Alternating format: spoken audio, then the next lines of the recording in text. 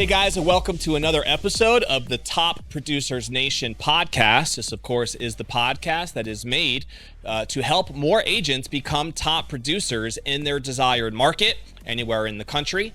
We also help team leaders and brokers develop more top producers in their organizations anywhere in the country as well.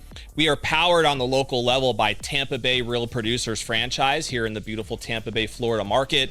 Hanging out right now in the studio on the corner of Kennedy and West Shore.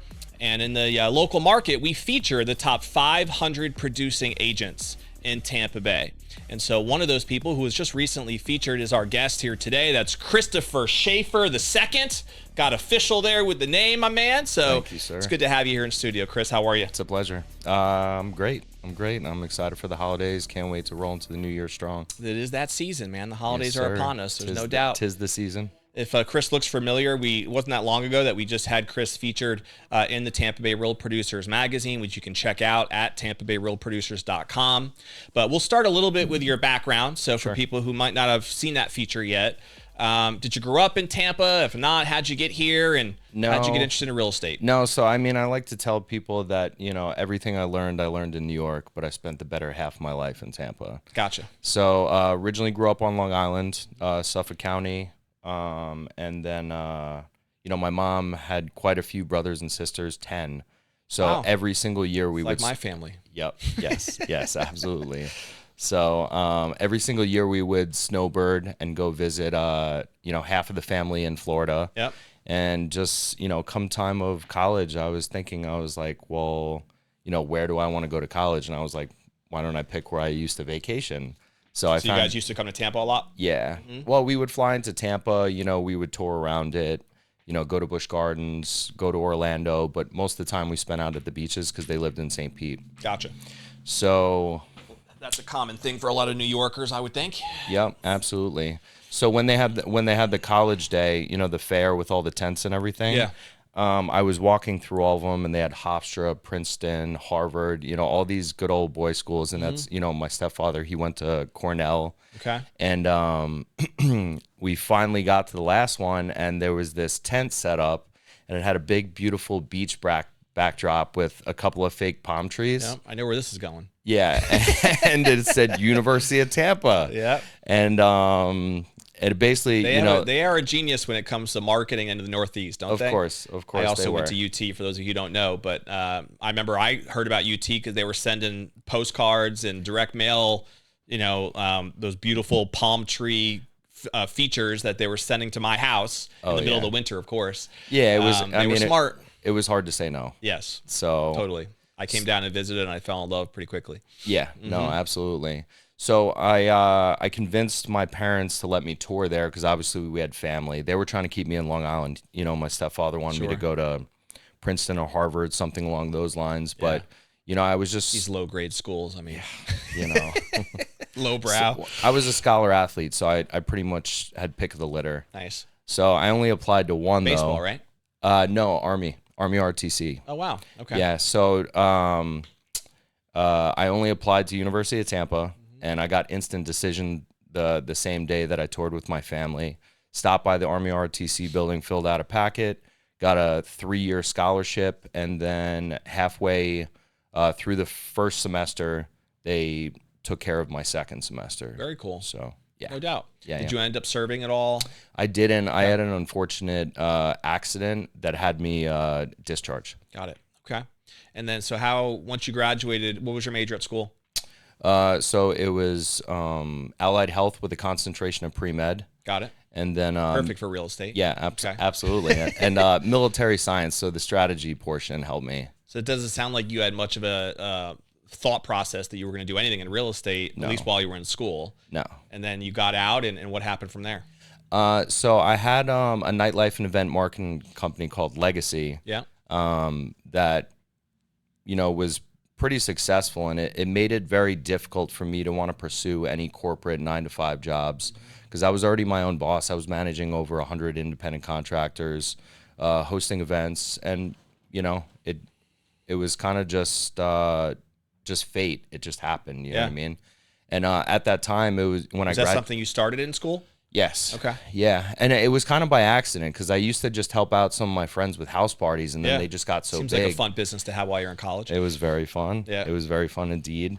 I was the social chair for PiCap when I was in the Greek life there. Okay. So Okay. I didn't do it at the professional level that you obviously did, but I had my share of party planning and throwing. That was a lot of fun back in those days. PiCap was a big supporter of Legacy back in the day. Kappa Sig was pretty much our host fraternity that, you know, helped us really launch some parties. Yeah. So the recession happened, and you know, all my medical people in my family, my uncle, my mom's twin sister's husband is a doctor, and he was telling me, he's like, I just wouldn't do med school right now with, you know, the malpractice. You know, that was when a lot of the doctors were getting sued and stuff. Yeah. So I was trying to go to PA school, and that was a brand new position. And then Forbes magazine named it, you know, the second most prestigious job in the country in medicine compared to a doctor.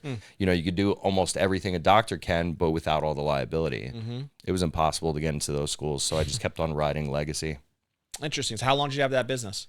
I still have it, actually. Really? Yeah. Okay. We still host the Vegas style pool parties at the Seminole Hard Rock. That's awesome. So do you work with like Kevin with your brokerage or any other brokerages on like contracting out your services for some of the parties and events that agents do and brokers do? If I had time, I would. Yeah. You know, COVID changed that. So real Right. estate became 90% of my business, and you know, Legacies is still a big part of my life, and we're planning on. You have a staff, it sounds like, that help run that. I have a business partner, and we have a couple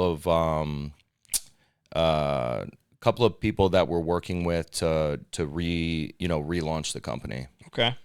So how did the transition happen from Legacy to you getting introduced to real estate? So Kevin ended up being my first landlord out of college. Really? And that's how we met. That's funny. Yeah. So he recruited you, huh? Yeah. And then he came out to a couple of my events, and he told me one day, he's like, you know, you should really get your real estate license. And, you know, at the time, it didn't really resonate with me, you know what I mean? Because Legacy was so big. Yeah. You know, we were hosting events with thousands of people. All of our shows were sold out. We Yeah. brought the Day Glow, the Life in Color, the paint parties. We awesome. did New Year's Eve at the convention center with over 5,000 people. We did an event at the Tampa Bay Times Forum at the time on the Bud Light party deck with over 3,000 people for Halloween, our Temptation Halloween party. Wow. So it was kind of tough to listen to anybody else who was like, hey, you should just dive face first into this other career. Yeah. No doubt. You What got you appealing? What was it that attracted you about it? Well, you know what it was? Kevin started coming out to my events, and we just started talking more and more, and he was telling me about investments and residual income. And, you know, with Legacy, obviously it's a large investment for these huge parties. You know, New Year's Eve at the convention center was almost $100,000. Sure. And if that flops, let's say the weather's bad or a Yeah. hurricane's coming or something, like, No, I can relate to that. Yeah. We throw a lot of events with real producers, nothing to that level. sure. But I mean, there's risk involved. Yeah. We spend a lot of money on our event programs too. Yeah. I mean, listen, I'm not a gambler, but I'll take calculated risks that I'm pretty sure I can win. Sure, for no doubt. So, just Kevin and I became friends over the years, and What year did you get licensed again? it's been 11 years now. So Okay. I think it was 2013 or 14. Got it. And so when you did get licensed, and you've been with Kevin now 11 years, it sounds like. The entire time. You've been the whole time, which is great. Shows that culture that he's built there too, with Yes. the family culture that you guys have. I know. By the way, the brokerage, if I didn't mention it earlier, is Impact Realty, Tampa Bay. Shout out to Kevin Byrne. He's a friend and a partner of Real Producers. We appreciate his support. He actually came out to our Olympics not that long ago and competed. Yeah, I saw that. So did well. Team held their own. Didn't win gold or bronze for that matter, but they did compete, and they did well for the tournament. But what was it like for you, Chris, that first year, looking back when you first got licensed and you were trying in this new business now? Did you lean into a lot of the relationships that you had through the event company? Is that where things got started, or did they provide leads? How did that shake out? You know, it was a difficult transition because myself, like so many other people, you know, when you think of real estate agents, you think of opening doors for people and doing open houses, and then the business just comes to you. Sure. So It's that easy, right? And it's that easy. Yeah. You know? So I really didn't know how much work and effort that it was actually going to take to build up the clientele. And to be honest, a lot of people respected me in the nightlife and entertainment industry, but I believe the issue lied there is it's like, do you want somebody handling potentially the most important financial decision in your life that was just hosting an event until 3 a.m? Right. So it took a good amount of broadcasting that I was actually a real estate professional, and I was planning on making that my future career, for people to start trusting me. I had to sell a lot of houses to other people before my friends, family, and referrals, from my friends and family decided, Were you self-generating as far as your own clientele from the beginning, or working with Kevin, was it set up like a lead machine in a way where you had leads to work with there to get started? I mean, Kevin was definitely a springboard. He was firing any of the calls that came to the brokerage like directly to me. I attribute a lot of my success to Kevin, because at the time, they had a different business model for the brokerage. It was a lot smaller. Kevin, he was, he basically had, an insane portfolio of a couple hundred properties. So I don't think the need was to grow the brokerage that big at that point. Yep. So it was more about quality over quantity. Yep. So I got hands-on training from him, and I helped him out with a lot of his rentals. So that kind of kickstarted, and I learned a lot very quick. What types of clients? I know that now, correct me if I'm wrong, but you guys, do you specialize in like new construction or working with builders? So I feel like I felt that way, but maybe I'm wrong. So, to be honest, I, all shapes, all sizes, all colors. I'll work with first-time home buyers.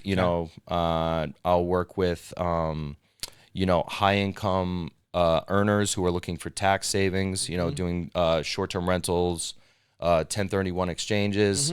I pretty much, you name it and I do it. As of recently, I've done quite a bit of luxury. It's kind of just spitballed, you know what I mean? Has that evolved over the years just based on who you've connected to and the relationships? Absolutely. Yeah. Absolutely. And it's obviously, real estate is very relationship based. And I always like to be out there, and just the more I put myself out there, I think it's just been coming back as people see I do good business. What's been your best year? Does a year stand out to you as from a volume standpoint or just overall? I mean, do you remember what your best year was? I think my big coming out party, as like a big real estate agent was COVID. Okay. Back in 2020, 21. Sure. It's a crazy time for a lot of people. Yeah. Oh yeah. It was pretty insane. Did you have a lot of your New York crowd coming down? And I did. Get the heck out of there. Yeah. I sold about 50 properties to people from the, New England and the tri-state area. And some of those people I didn't meet in person until we got to the closing table. Everything was FaceTime. But, that was what, brought me over the hill, because obviously during COVID, can't throw parties. Right. And I wasn't going to be like some of these other companies that were going to jeopardize virtual people's parties on Zoom don't really have the same feel to them, do they? No, they certainly don't. And, when everything popped off, everyone's like, wow, this is like a real serious pandemic issue. And, I was thinking to myself, well, I really need to take this opportunity, by the horns and really run with it. So, I remember back in the day, I did a video, and it was basically just me putting my sunglasses and my mask on, and then I just ran through the house, and I said, they won't, but I will. And I meant, I'll show you houses. That's cool. And then all of a sudden my phone just blew up. That's wild. It's funny how just like one good video like that can make all the difference, isn't it? Yep, that absolutely. So your focus today, is it still what you would say, like, residential, retail, real estate, buyers and sellers? Do you work at all with investors? Is that part of your current game plan? I do. I actually have a pretty substantial investor pool right now that I'm working with. Flippers or home, like landlord style, or what type of investors? I've never really had a lot of flippers. Typically people, even let's just say that you're firmly ingrained into remodeling houses and selling them. Yeah. Because I hate the term flipping unless it is, just, throw some paint on it and throw it back on the market. Hey guys, just wanted to take a quick second here during this episode to explain that if you're somebody who would love to work with the top 500 producing agents in Tampa Bay, just like the one that you see right now during this actual interview, all you'd have to do to learn more about that is go to apply, APPLY, tampabayrealproducers.com, and you'll see an application there to actually apply to become a preferred partner for the top 500 producing agents here in the Tampa Bay market. We work with some of the best lenders, title companies, home inspectors, different industries, 25 different industries represented right now. You can actually see the full list of them at tampabayrealproducers.com. Click on partners at the top, and you will see all of our existing partners in this particular franchise here locally. So if that interests you and you would love to work more closely with these top producing agents, you can find that application actually right on our website at tampabayrealproducers.com. But if you want to go directly to the application, just put the words apply, APPLY, and then Tampa Bay Real Producers. We'll put that link as well in the description. Let's go ahead and get back to the episode.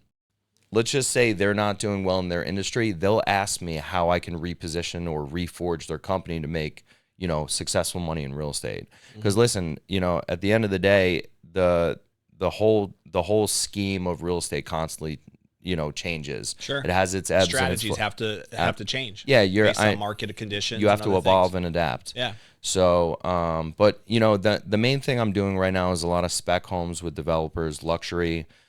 We have 12 townhomes in the Heights that are going to be going in the ground. So we're That's awesome. Yeah, no, absolutely. I had the pleasure of going to Chris's house, which is a beautiful place, by the way. You did a great job in that build out, and met his beautiful girlfriend as well. She might be watching. I don't know. Shout out to you. I know she's also from New York, but it was neat to see. You're living in luxury, my friend. Thank you, bro. You're doing well over there. Talk about COVID. That was another, that was like a lottery ticket.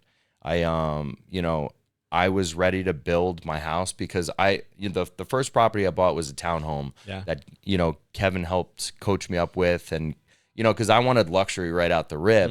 And the first thing I said when I came into his office, I was like, hey, I want to build an investment portfolio like you. He's like, well, do you own your own house? Right. He's like, let's start there. That's your first best investment. Yeah. And it ended up being because, I bought it, I remodeled it, I did cash out refinances, and I used that equity to buy more and more and more. Yeah. So, realistically, your primary residence is a huge platform for you to, Totally. You only need 3% down, conventional 3.5%, and there's a lot of bank programs that are doing 0. Without a doubt. So, have you been building that portfolio now? Do you have a rental portfolio at this point? Yeah, so I own roughly 15 properties. Nice. Are they single family homes or multifamily? Quite a few single family homes. Kevin taught me the Burr method.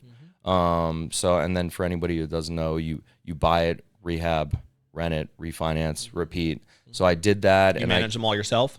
No, actually I use Valencia Property Management through Kevin. They've been fantastic. They're like family to me. They get the job done. They're great. That's awesome. So, and it's, if it's not broke, don't fix it. Yeah.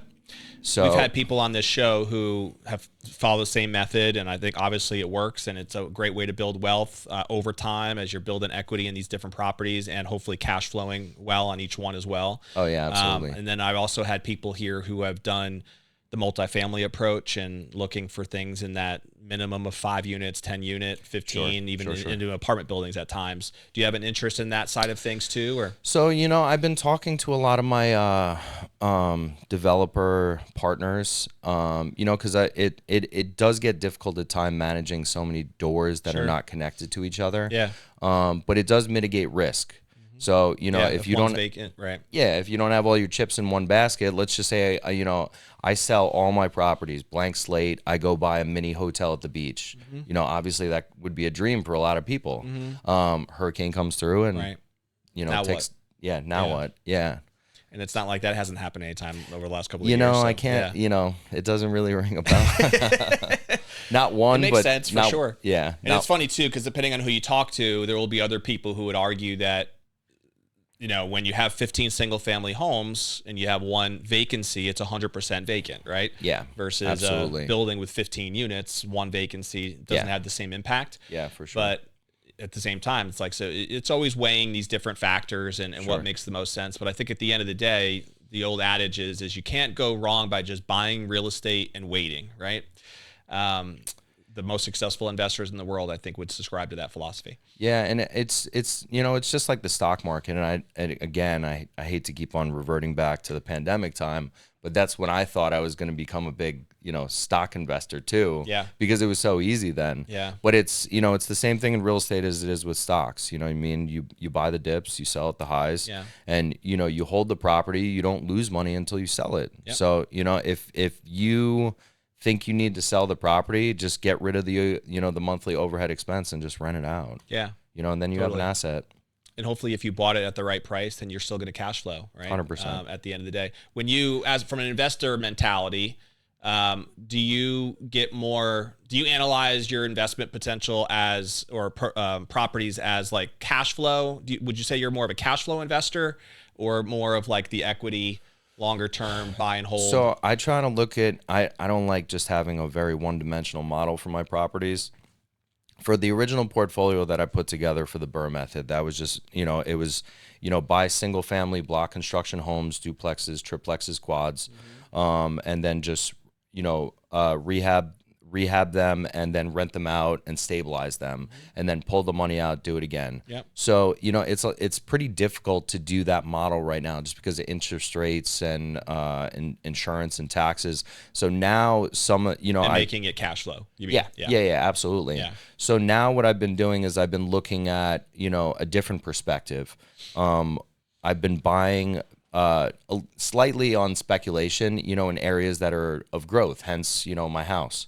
The Heights weren't always the most desirable place. When, when you and I were in college, they said, don't go to the Heights. Right. I remember that. Yeah. Yeah, exactly. So, I took a leap of faith and, it's a booming area now. Yeah, absolutely. Yeah. No, it makes a lot of sense in the world. So there's where some would call it still speculation, but it's smart. It's educated. Right? Sure. Yeah. Well, I mean, we have a little bit of more insight as real estate professionals, and obviously the more you dive into it, do your research, then you can help your clients even more as well with their investments.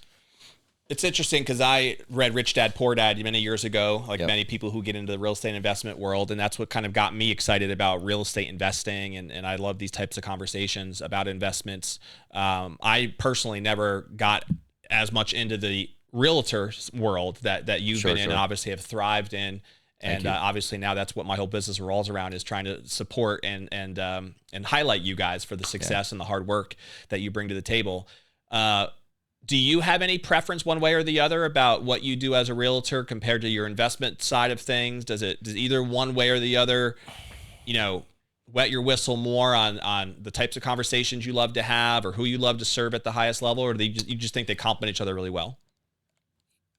I think they complement each other, and the thing is, I'll again, every single person investment could be their biggest financial opportunity. Yeah. So I treat a $250,000 one bedroom condo the same as I would a $2.5 million luxury modern home. Yeah. So, but as far as my clients are concerned, any investment strategy, whether it be short term rental, Burr method, I try to do it so that I could show my clients how to do it. Yep. And then as far as rentals, let's say I want to sell you a long-term or short-term rental. I'm going to set you up with all the partners because let's face it, at the end of the day, we're not just real estate agents anymore. Sure. We're not just opening doors and doing open houses. We're real estate ambassadors. Mm-hmm. We need to know every You have to have the whole network. Exactly. Especially when you're working with investors. 100%. Yeah. So a lot of people can go and look at, my numbers for the year, and they're going to see a lot of little numbers.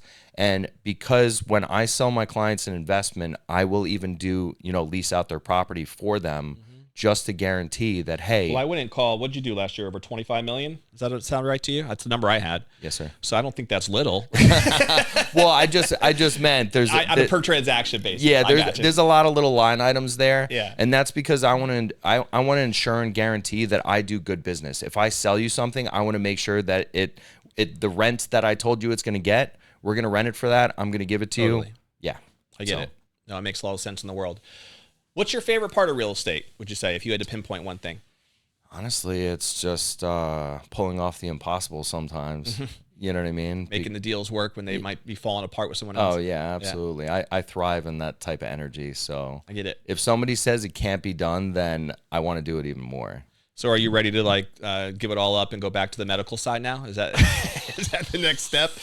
Dr. Schaefer is gonna be the next step, or what? So my girlfriend, she's a CRNA. Okay. And she went to. So there you go. You got your medical itch right there. Yeah. And I thought, listen, I respect everything. She's Superwoman. You know what I mean? So I respect everything she does.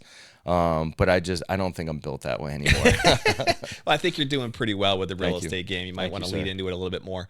Stick it out a couple more years, Chris, and see how it shakes out for you. Appreciate that, Don. I have a future in the game. Thank you, sir. And that's kind of my next question is like, when you think about now, I always love this time of year. We have a whole new year ahead of us going into 2026. And this is usually the time that people set new goals and they think about what they're most excited about for the new year.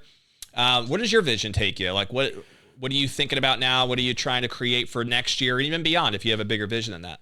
Sure. So short-term goals, obviously I really want to kill Q1 for sure. Okay. Especially in this market, it's a tough market. I know a lot of people, kind of follow what I'm doing on social media, and it's a really difficult market. Let's face it. Mm-hmm. Buyers think it's a buyer's market, sellers think it's a seller's market. And if I can figure out how to do better numbers than last year, then hopefully it'll inspire new people. Mm-hmm. As far as intermediate goals, I want to get more into real estate development. I did dive into 2 new investments. You just had Jeff Beggins on here with Century 21. Mm-hmm. So I invested in the Marriott Beachmaker. Sure. So I talked about that. Yeah. So I bought one of those condos. Nice. But again, if I buy, if I'm trying to sell somebody something, I buy it too. Right. So I get it. That was something I felt very passionate about. I mean, Marriott seems like it's going to be a great project. Yeah, we're all very excited for it. So after I purchased one of those, I sold 6 more units there, and then I just bought land on the Hillsborough River. So I'm going to develop my my next house. Very cool. So, but the goal would be to be like my developer investors. I want to start buying lots, and getting into that realm. And building single family, you think, or building multifamily? Both. I'd be interested in both. Depending on what makes sense. Yeah, it just depends. You never know what you're going to get the good deal on. Right. I could be hyper focused on wanting to get, a single family lot at a good price. Then all of a sudden I could get a triple lot with RM zoning, and then I could put, a quad, 4 townhomes on it. Yeah. So, whatever. Do you do anything outside of Tampa Bay, or is it all pretty local? So I've sold properties all the way up to Ocala, to Orlando, to Fort Myers. I was just at my newest listing that's going to be in Lakewood Ranch, $2.55 million, and just outside of Bradenton. So cool. I do business pretty much all over. Got it. Okay. On the personal side, for people to get a little bit more insight on that, for if they didn't get a chance to check out the article yet, we've already mentioned your girlfriend a few times, so I know that she's important to you right now in your life, and I'm sure she keeps you on the straight and narrow, which is great. Yeah, she certainly does. What do you guys love to do for fun? What keeps you excited with hobbies and interests? We're definitely foodies and travel junkies. We have a favorite place you've been? We just had this unreal European trip this past summer. Yeah, you were telling me about that. Yeah, she had never been to Europe, so I wanted to take her to a bunch of kind of exotic places. Yeah. One of the people I was with last night, Mark Christakis, he kept on telling me about Rhodes, and if anyone doesn't know, that's in Greece. Mm-hmm. It's one of the bigger islands, and so it's a big old castle city. And he had been hyping it up, and we've been talking about it, and I was like desperately trying to fit that into the itinerary. Mm-hmm. And we went to Amalfi Coast, we went to London, we went to Sardinia, which was absolutely stunning. That water is unreal. But the backhand half of the trip, the roads was just absolutely incredible. The whole downtown was a castle. Just having fun with Mark, and his wife's family's multiple generations there. So it was just cool. We really felt like he's got roots out there. Okay. Yeah, we really felt like we were part of the family, and it was just an amazing time. And you went with him? No, we met there. You met it? Okay. Yeah, we went from Sardinia to Rhodes.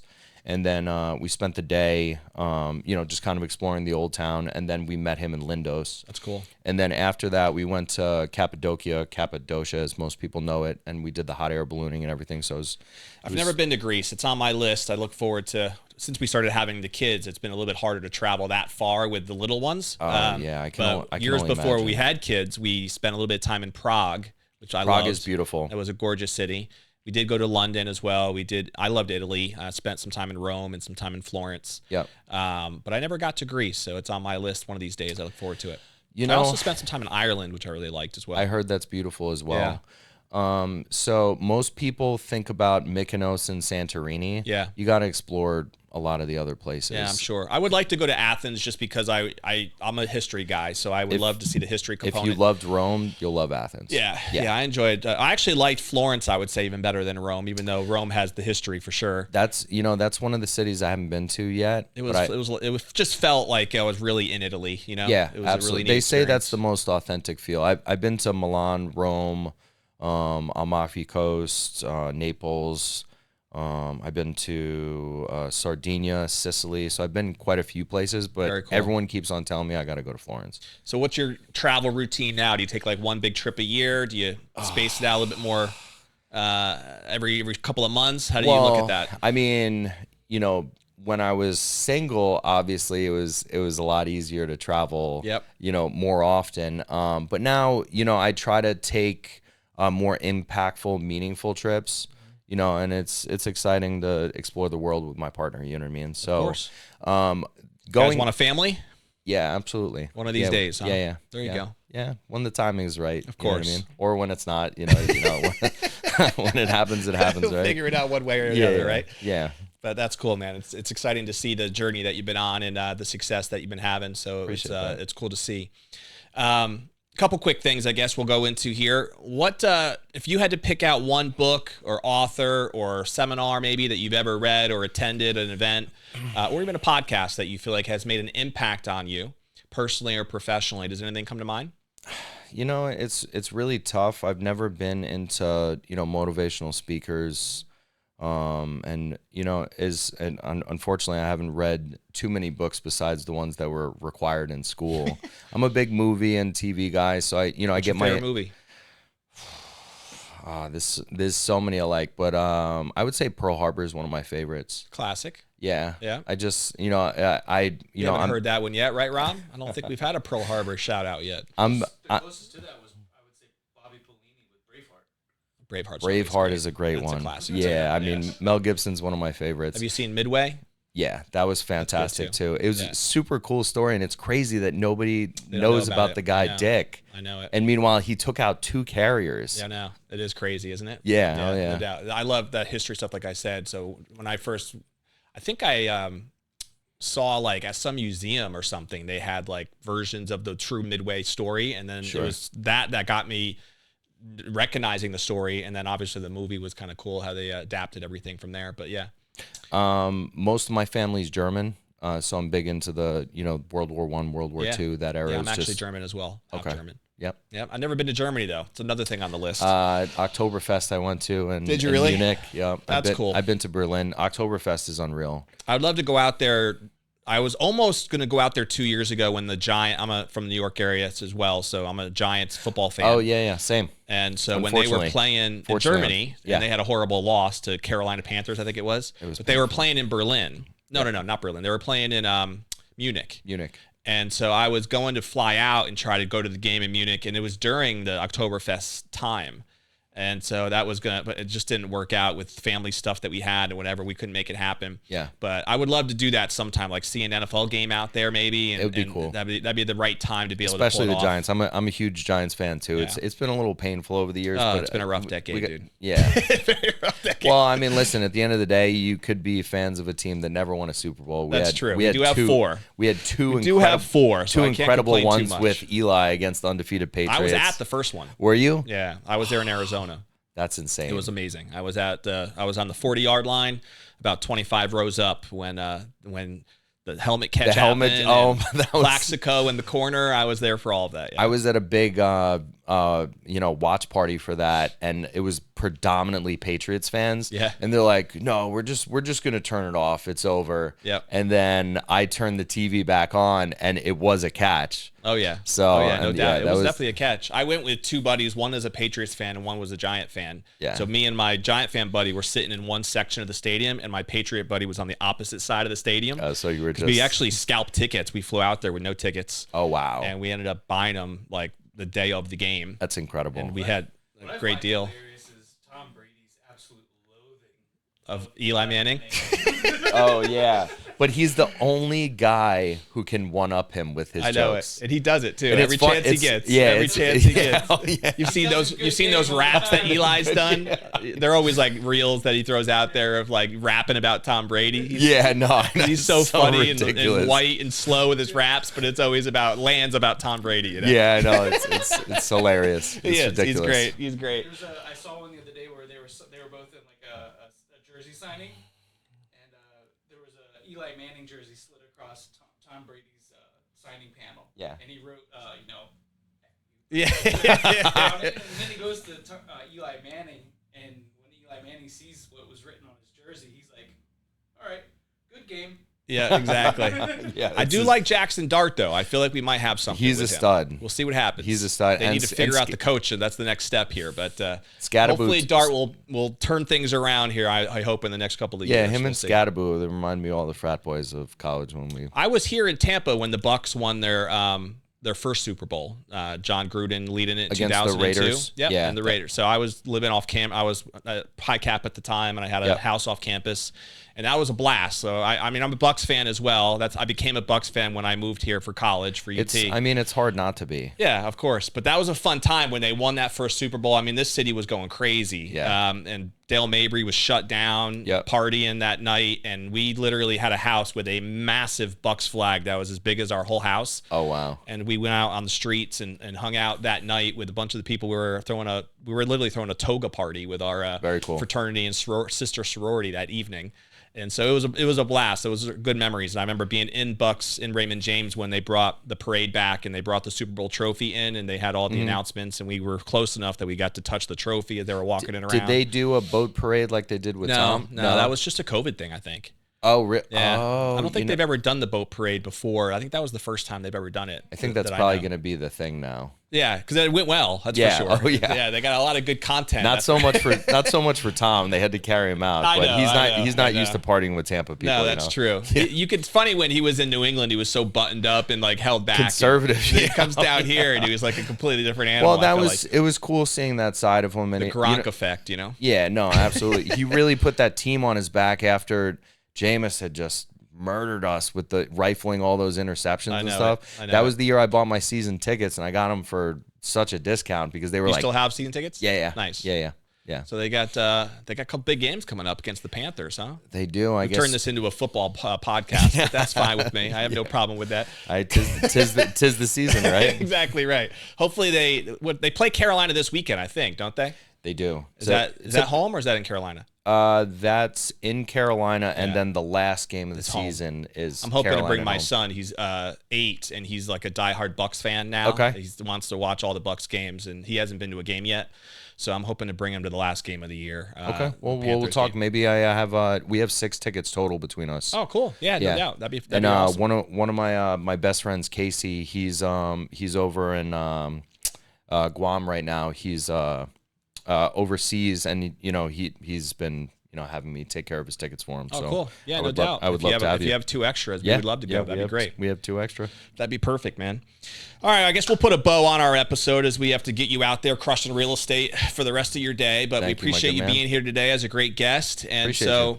2 last things. If someone wants to follow up with you, Chris, whether it's about investments, we've talked about a lot today, from the Sure. investment side to how you crushed it in getting things started, to obviously the way you think about the new construction element.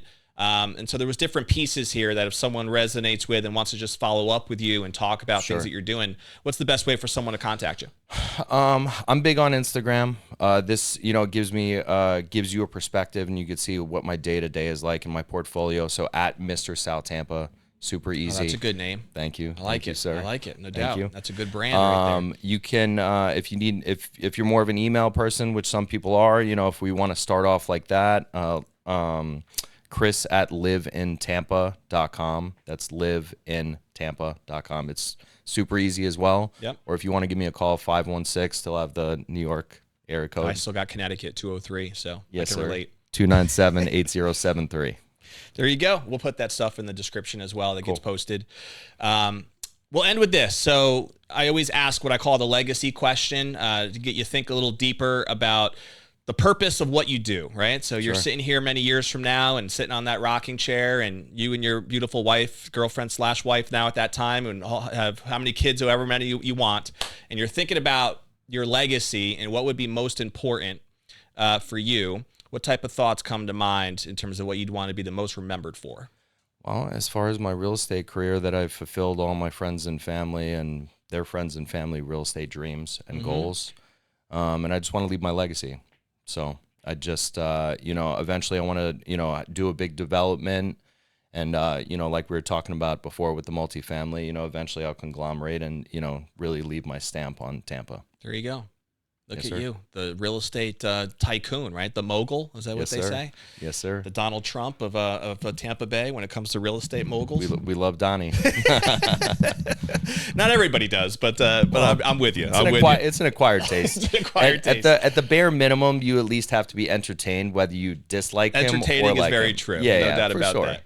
Come on now. You got to look at the One thing anybody positive. can say is he's entertaining for Yeah, sure. absolutely. We'll put a wrap on the episode with a call to action and a challenge to the audience. So if you're watching live on YouTube or Facebook or listening in on any of the podcast platforms that we're on, we highly encourage you to take action on at least one thing that we talked about today here with Christopher Schaefer II, that will resonate with you, to allow you to capture the value from our conversation today. Maybe you liked our discussion about the investment world and the stuff that Christopher's involved with right now, the types of investors he's working with. Maybe that appeals to you as an agent who you might want to add some more of those types of people into your network and who you're working with. Maybe you want to build some of your own portfolio and you're thinking about the way that Christopher's done that he described here today. So maybe that's just a simple phone call to somebody like him or somebody else that can help you kind of guide. Christopher talked about his relationship with his broker, with Kevin Byrne, as a mentor in his life. And maybe that's something that might be missing for you, is finding out that person who can help, lead that process and help you get along. And we're willing to be a role there if we have to be as well. You can check us out, of course, at topproducersnation.com. We have online communities and courses and training and different coaching programs for agents to help them grow their individual business, but also as a team leader and a broker, we have workshops and programs for you to help you be more productive in running your teams and developing leaders in your organization. That's something we're passionate about with our Top Producers Nation program. So don't reach out, topproducersnation.com, but take action on at least one thing so you'll capture the value of our conversation today. And you can, of course, see us on our next episode of the Top Producers Nation podcast. We'll see you later.